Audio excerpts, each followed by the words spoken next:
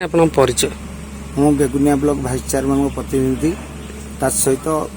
दुर्गापुर पंचायत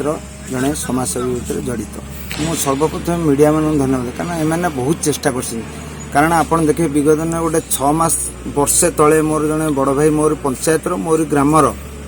काबुली जेना जन से 12 केस रे से डेथ हो गले मुझे विषय डीएफ को जनइला पर भी से कहले कहीं से माने दरखास्त देना बोली से डीएफ से कैंसल कले हो पारबनी ये आउ 2-3 मास तले आउ गोटे एक्सीडेंट आम मेडिकल पठेलु गला काली गोटे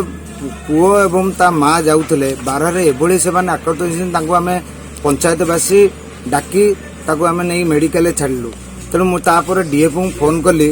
डीएफ कहले मुझे छुट्टी अच्छी मुझे सार आपंकर आउ क्या नंबर अच्छे दिंतु मुझे कंटाक्ट ना समस्ते हाथी केस आज्ञा कौन सबुदिन हाथी केस पलाउंट